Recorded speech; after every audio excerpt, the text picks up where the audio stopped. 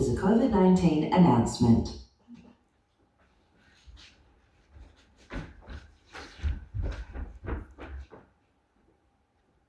Hey, just got a package? Just there. Oh, yeah. Have a good one. See ya.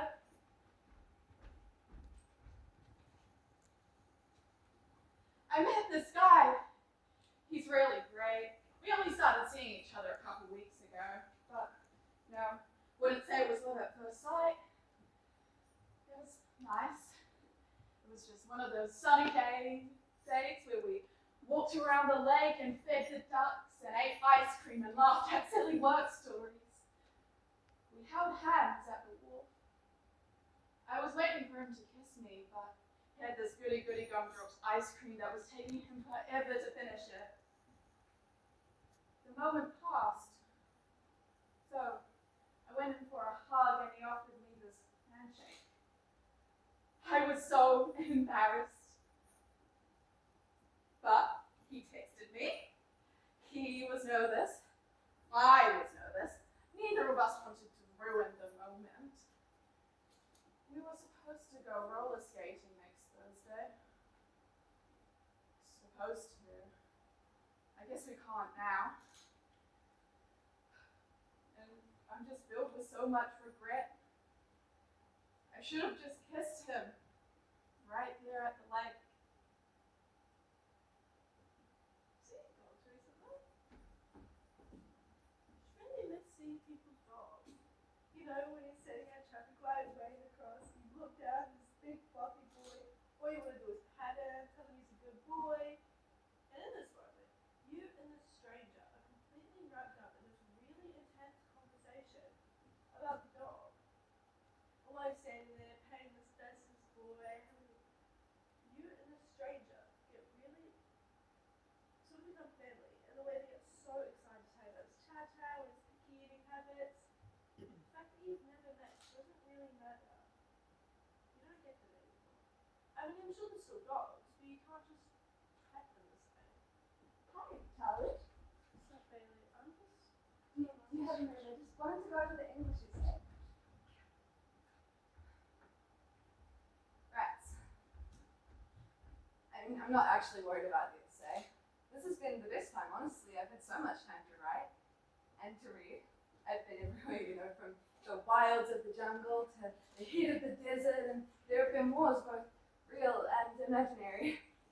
I'm not into fantasy. The dragons are never as exciting as you think they're going to be on the cover. Mostly I've been reading the books about, you know, the windswept heroine fleeing through the darkness and a broody shirtless man on the cover. Has quite the collection. They're probably the equivalent of junk food, but at this point I'll take the quick and easy read over War and Peace in a day. My English just says listen. I know it is. And my science project's looking really good. You know, I've got the whole kitchen bench full of clippings I stole from the neighbor's tree on the walk. I've never been on top of my schoolwork before. That part's really nice. I miss talking to people and hanging out, you know, in real conversations. There are these moments where there's an awkward pause, or when people talk over each other, and you don't get that on Zoom. It's not the same. The jokes don't hit right. And you know, when I do run into someone I know, nobody wants to talk. I feel like everyone's treating me like I'm like I have leprosy or something. Well, I guess I'll just go and reread Love in the Time of Cholera and wait for the next assignment to come out.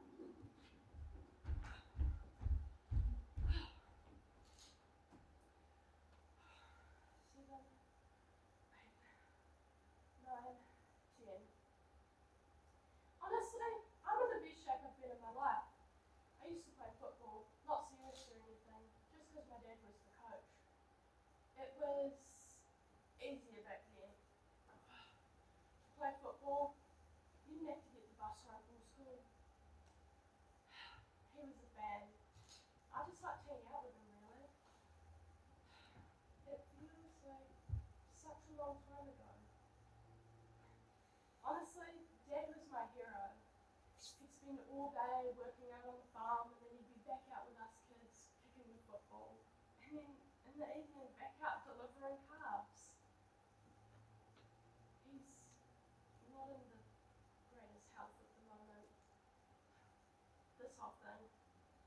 got a weak heart. I worried about what would happen to him if he got it. I haven't seen him in ages. It's hard. He's still out on the farm. Of course, there's a farm manager, but he's still living out with his mum. She didn't want to move into town. She gets confused easily, so it was easy to just leave her at home. Well, until now. Anyway, I don't have much else to do, so I've taken up running. At first, I thought I wouldn't like it, but now I don't think I can stop. I'm gonna run a marathon. Well, one day. I just hope my dad's alive to see it.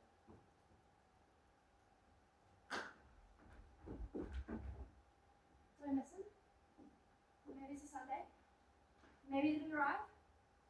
Oh, I don't even know anymore.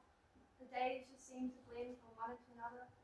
Every day is the same. I wake, get a sourdough starter, log into my laptop while I watch the news, and then I wash my hands. And then check the courier, and wash my hands again. Jacinda said we had to wash our hands. Imagine everyone you meet has the coronavirus. I've been imagining. I see the virus everywhere. I bought that spray, the one that kills 99% of all germs. Groceries are sprayed upon delivery, and then I leave them out in the sunlight. Doctor Who always said that sunlight was the best disinfectant. So did my grandma, actually. Oh, I get a packet of papers from work 2 times a week. Top secret. So many policies have been reviewed. Initially, we were doing everything by laptops, well, by internet. And then the boss was like, what about cybersecurity? So now I am here, waiting for the documents to arrive so I can write all over them and send them back because everyone is watching and they all have the virus. But what I don't understand is that we have no idea how this thing is spread, but we're just meant to assume that everyone and everything has it.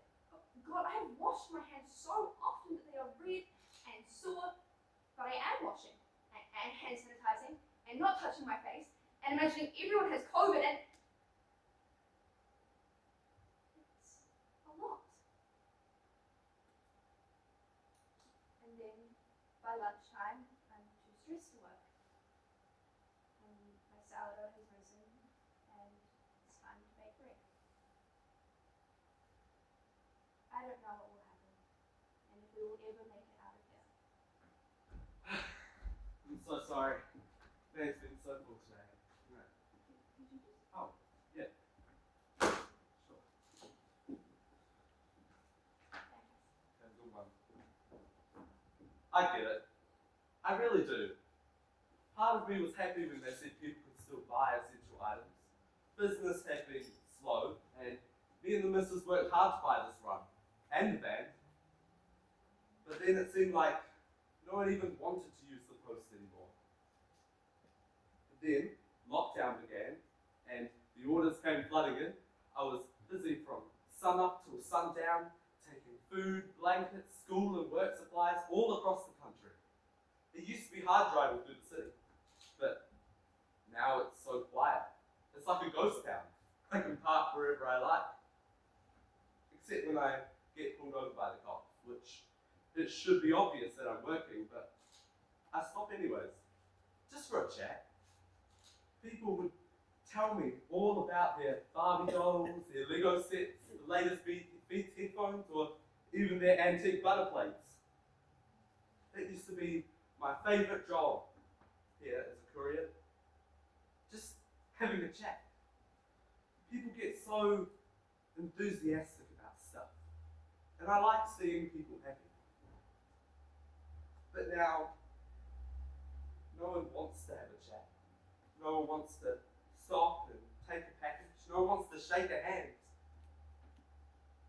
Now with the van being so full, I don't even think I'll be able to stop even if I wanted to. Hey, Anything for me, sir? Oh, just this one here. It's the best part. Like every day is a new little treat. I get to see you, and I get to see all the neighbours. Early on I had the idea of starting a socially distant happy hour, and it has been a roaring success. The weather's been grand, and we all come out with our vibe and lawn chairs, and we sit down the cul-de-sac and we gather together. It's nice talking to people. Otherwise, it's just me at home. It gets awfully lonely. Since, well, I'm sure she'll be fine. So I had to put my parents in the old folks' home last year. Mum was getting dementia, and Dad hadn't been the same since the accident. And I tried to keep them here with me, but I have to work, and they really do need care. And they were loving it there. Dad took up lawn bowls, and Mum was having a blast with the watercolour painting. And then all this hit. When the virus got into the home, it was like the apocalypse. So many got sick and so many died.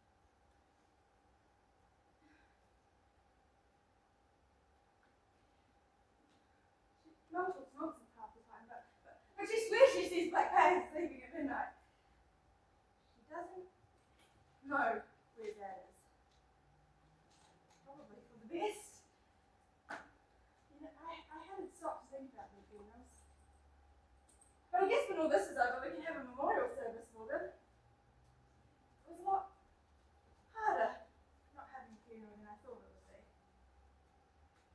But there's nothing I can do about that now, so I look forward to the little things and a few sweet drinkies with the neighbours. Oh, I'm sorry. I mean, it's 5 o'clock somewhere, right? Oh, yoo-hoo! Is that Alex? Hi, Sylvia. Oh, so you look lovely. Is your dad coming to street drinkies tonight? Oh, of course he is. Such a big, strong man. Oh, he's such a love. Of course he's coming. You alright, mate?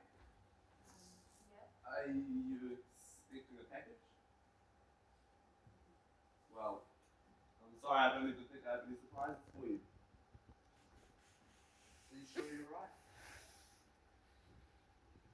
Okay, that's a good one. See you tomorrow.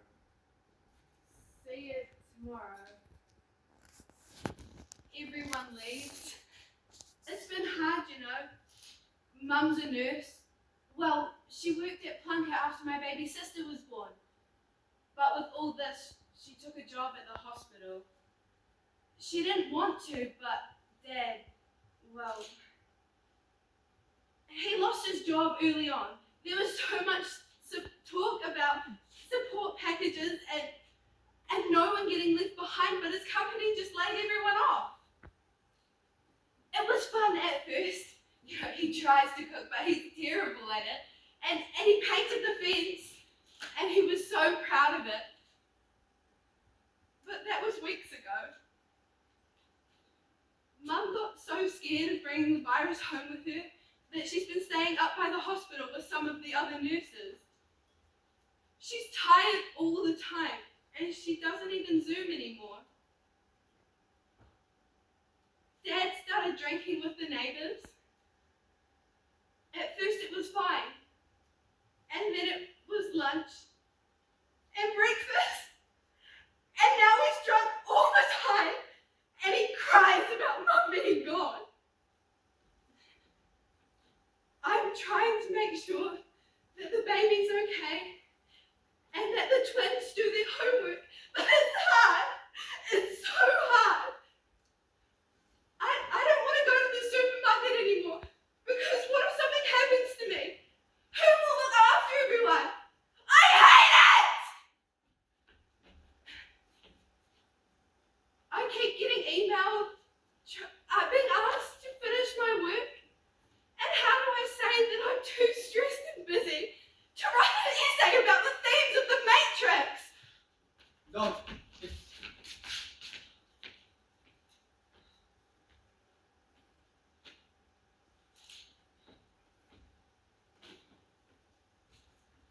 how do you say, I get it, without seeming like a creep? It's just too hard. We go into this bloody lockdown, and all of a sudden my after-school job becomes essential. But it's not just that I still have to work. Mum quit her job at the end of last year, and Dad was going to use the holidays to build a salon at the back of the section so she could work from home.